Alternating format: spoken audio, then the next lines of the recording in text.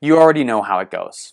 Suddenly you're developing some odd symptoms that just don't seem like you. Maybe you've gained a bunch of weight recently and you haven't changed your diet or your exercise routine. Or maybe you're tired all the time and when you try to get up in the morning, you're feeling really exhausted. Even things like having weak nails, hair loss, or digestive changes are starting to show up, and these are things that you're not really familiar with and haven't been a part of your life before. All sounds like thyroid, right? So you do what you're supposed to do and you go in and see your doctor and ask them to run some labs and check. And after you get the results back, your doctor says, no worries, everything with your thyroid looks fine. Well, that's great, but we have to immediately ask ourselves, what sort of labs have been checked and what does this mean for us going forward? If it's not our thyroid, what is causing some of these symptoms? Well, hopefully today I can arm you with a little bit of knowledge and help you understand what really causes low thyroid hormone. That way you can go back to your doctor and have a little bit more robust conversation about what's going on and different action steps you can take to improve this. If that doesn't help out and you're not seeing a lot of progress there, then maybe you need to work with someone else who will give you a bit more support. So for right now, we are going to go over the 3 most commonly overlooked reasons for low thyroid hormone and thyroid hormone changes. And the interesting thing about them is that they don't necessarily change TSH values.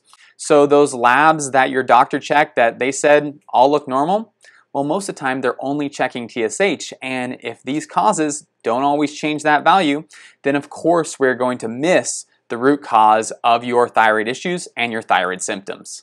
And of course, if you find this information interesting and helpful, take that next step, join the community, ring the bell, and subscribe to the channel.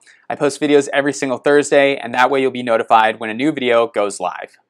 For those of you who've been watching my content, welcome back. And for those of you who don't know who I am, my name is Dr. Bodle, and I specialize in helping women with low thyroid and Hashimoto's lose weight and improve their energy naturally.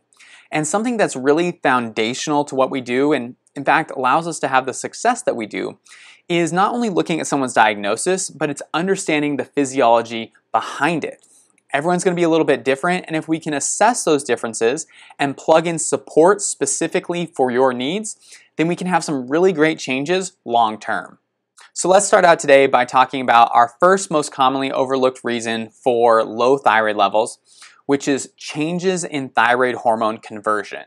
Now, to understand why changes in conversion could be a problem for low thyroid symptoms, I want to give you a little bit of background in terms of physiology so you can really understand the full thyroid pathway. Now, if you recall, it all starts with our brain, and our brain releases a hormone called TSH, which stands for thyroid stimulating hormone. And again, this is the marker that most doctors are getting checked if you come in with low thyroid symptoms. So once the brain releases TSH, it circulates the blood and binds to the thyroid gland. And just like we said, it stimulates the thyroid activity. So the thyroid receives that hormone and then produces thyroid hormone primarily in the form of T4 and a little bit of T3. Now, T4 is an inactive version of thyroid hormone. And the reason it does that is because we don't want to release hormone, and as soon as it gets outside the gland, it's immediately used up by all the cells that are local or nearby to the thyroid gland. And so by putting it in an inactive form, it essentially packages that hormone and allows it to be shipped around to the body because, as we know, every single cell has metabolism, and therefore every single cell needs thyroid hormone. So once the T4 is produced, it is then loaded onto transport proteins. Those transport proteins, as we said, then take that hormone all around the body, and when it gets to a cell that needs it, it is offloaded from that protein. It is converted into active hormone, which is T3, and that T3 then binds to the cell and drives metabolism. If we don't get that last step, if we don't get that part where T3 activates the cell, then we don't have metabolism, we don't have cellular activity, and really none of the other steps matter until we get to that last point. To simplify things down, I always think of our thyroid pathway kind of like if you were to order something online. So thyroid hormone, as we said, is primarily produced in an inactive version, or T4. And if we were going to order something off the internet, we would also need it in a kind of inactive version. We would need it boxed up so it could be shipped. And I often think about the item being shipped as being either walking shoes or running shoes. Just like thyroid hormone helps to set our metabolism, it helps to make things go, walking shoes or running shoes also helps to make our body move, helps to make it go. So I think it kind of fits in this scenario. So if we were to order those shoes, they would need to be boxed up so they could be shipped. But when they arrive at our front door, we can't use them in the box. We have to open the box so we can actually put our shoes on and then become more active. So with our thyroid hormone, when T4 arrives at the cell, it's kind of like that item being all boxed up. We have to open the box, we have to convert the T4 to actually be able to use it. So if we go all the way back to the point I made at the very beginning, which is we can have conversion problems leading to thyroid issues. If we can't open up that box, as I said, nothing else matters. We can make the order, we can have it shipped, but if we don't put the shoes on, then it doesn't really make a difference for becoming more active and helping us with our health. So it's this unboxing that is representative of the conversion of T4 into T3. You can have all the T4 in the world, but if you don't convert it into the active hormone, you're never going to be able to use it, and therefore that will lead to a slowing of your metabolism and any of the symptoms that we discussed at the beginning of the video. The changes in weight, the changes in energy, slow growth patterns, changes in digestion, etc. And the way that you can detect changes in conversion by looking at your labs sort of reflects the same picture. What you'll see is normal TSH, normal T4, but relative to that T4, you will see either low normal or low T3, either total or free T3 values. And although I'd love to be able to say, hey, if you've identified that you have a problem with thyroid conversion, you need to do X, it's a little bit more complicated than that. But some areas that you can look to is the areas that are primarily involved with that T4 to T3 conversion. And that includes our gut, our liver, and these enzymes that are found in our periphery called 5' deiodinase. So if you're having any issues with gut or liver, then it may behoove you to support those aspects. Or if those seem to be fine, it may be more of a peripheral enzyme issue, and then you can look at micronutrient factors, things like selenium, zinc, and magnesium, which are known to be cofactors for allowing these enzymes to work properly. Now, our next category of the most commonly overlooked reason for changes in thyroid hormone levels is changes in sex hormones, specifically increases in estrogen. Now, we have a number of different hormones which collectively are referred to as estrogens. And estrogens are a growth hormone. They promote the building of tissue, and that also includes the building of things like proteins in the bloodstream. One of those proteins is called TBG, or thyroxine binding globulin. So you know how we talked about the running shoes needing to be packaged up so they can be shipped? Well, another factor that allows them to be shipped is they need to be transported. They need to be put on trucks so they can be driven to the appropriate location. So for that transport, for that function, we need binding globulins, or we need transport proteins.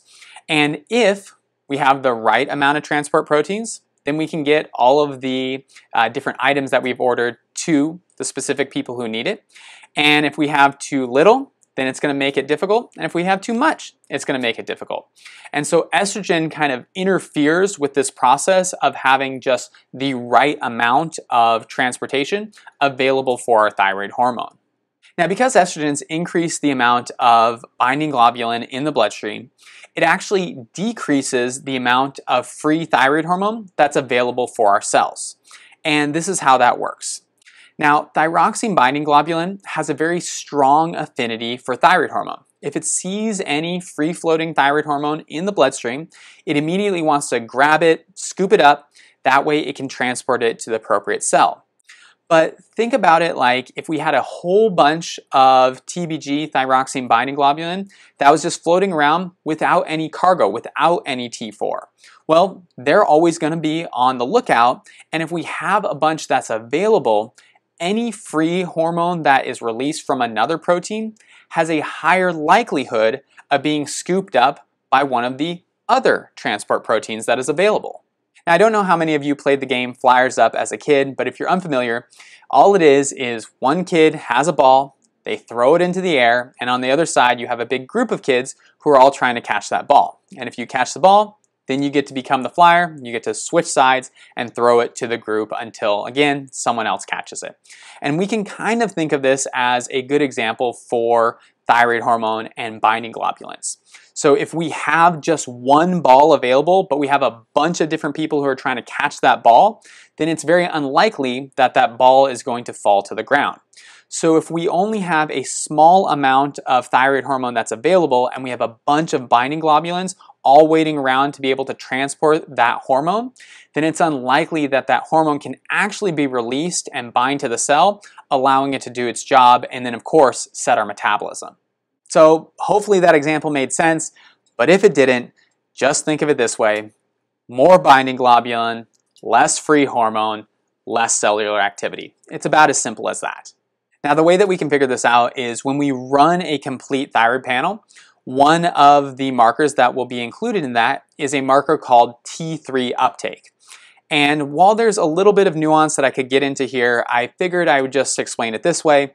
T3 uptake will decrease when estrogen levels are high. So it's an inverse marker to the amount of thyroxine binding globulin that is available in the bloodstream. And again, there's some reasons why the testing works out this way, but again, we'll just keep it simple.